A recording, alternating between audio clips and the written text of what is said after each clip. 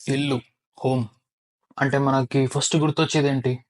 ఎక్కడ మన family members ఉంటారో, ఎక్కడ మన అమ్మ నాన్న ఉంటారో, ఎక్కడ వైఫ్ అండ్ హస్బెండ్ ఉంటారో, ఎక్కడ కిడ్స్ ఉంటారో, ఎక్కడ పేరెంట్స్ ఉంటారో, అదే ఇల్లు for most people. For folks who are living alone, ఎక్కడ ఒక ప్లేస్కి వెళ్ళి వాళ్ళు రిలాక్స్ అవ్వచ్చో, they can show their vulnerabilities, they can do whatever they want to without being questioned or being looked at. So దాన్ని ఇల్లు అనుకుంటాం.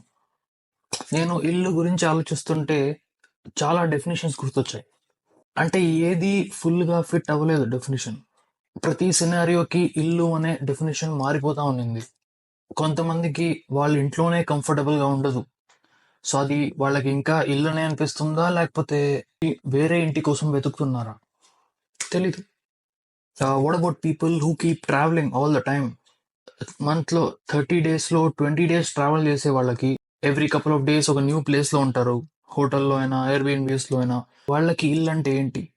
For them I think ఇల్లు అంటే a place where they can go unwind and do whatever they want to without being judged కదా. కొంతమందికి ఇల్లు అంటే a place where their heritage, their culture, their everyday chores happen. ఒక familiarity కోసం ఒక place ని ఇల్లు అని ఫిక్స్ చేసుకుంటారు. మనమంతా ఇల్లు కొనాలి అని చాలా కష్టపడుతుంటాం లైఫ్ లో.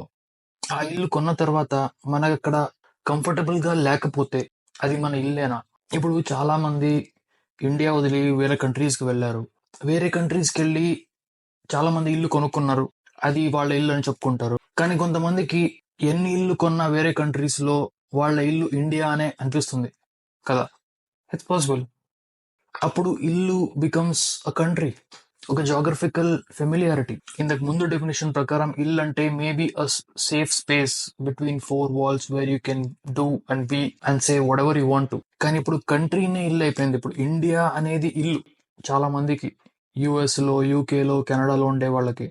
So they think they cannot be fully themselves in a country where they feel alienated. అంటే వాళ్ళు పుట్టింది పెరిగింది ఇండియాలో, సో అక్కడ కల్చర్, హెరిటేజ్ అండ్ ఫెమిలియారిటీతో ఇక్కడికి వచ్చి ఎన్ని ఇల్లు కొన్నా కూడా వాళ్ళ ఇల్లు ఇండియానే.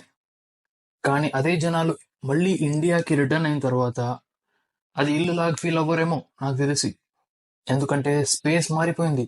The safe space that you can think of existed in the past.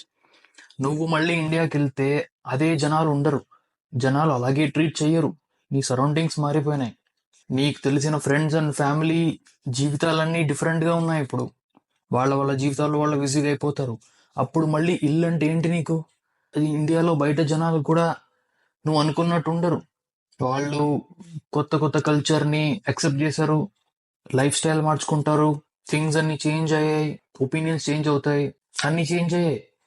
So change constant గా అవుతుంటే ఇల్లు అనేది ఏంటి అని డిఫైన్ చేయలేకపోతున్నాం ఎవరు. టెంపరీగా ఇల్లు అంటే ఏంటని చాలా మంది డిఫైన్ చేయొచ్చు. ప్రతిసారి ఇల్లు అనే డెఫినేషన్ అందరికీ మారిపోతూ ఉంటుంది. There are many complicated scenarios where ఇల్లు అనేది డిఫైన్ చేయడం చాలా కష్టం. ఇప్పుడు ఇండియన్ సిటిజన్స్ యుఎస్ కి వచ్చి if they have kids here, their kids might legally think that America is their home. కానీ నాకు తెలిసి చాలా కిడ్స్, చాలా ఎన్ఆర్ఐ కిడ్స్ వచ్చేసి ఒక డైలమాలో బతికేస్తుంటారు. ఒక కంట్రీ నుంచి వేరే కంట్రీలో సెటిల్ అయిన వాళ్ళు, వాళ్ళ నెక్స్ట్ జనరేషన్ అక్కడ పుట్టేవాళ్ళు, వాళ్ళందరికీ హోమ్ అనే కాన్సెప్ట్ చాలా బ్లర్డ్ అయిపోతుంది. అఫ్ కోర్స్ వాళ్ళకి ఆ కంట్రీలో ఉండే వాళ్ళ ఫ్యామిలీ అండ్ వాళ్ళ ఇల్లు వాళ్ళకి హోమ్. కానీ కల్చరలీ వాళ్ళకి హోమ్ అంటే the lines are very blurred. మీరు చెప్పండి, మీకు హోమ్ అంటే ఏంటి? At this point of time home అంటే నాకు ఇది అని క్లారిటీ ఉందా? And also tell me, how has the definition of home changed for you over time? Comment below.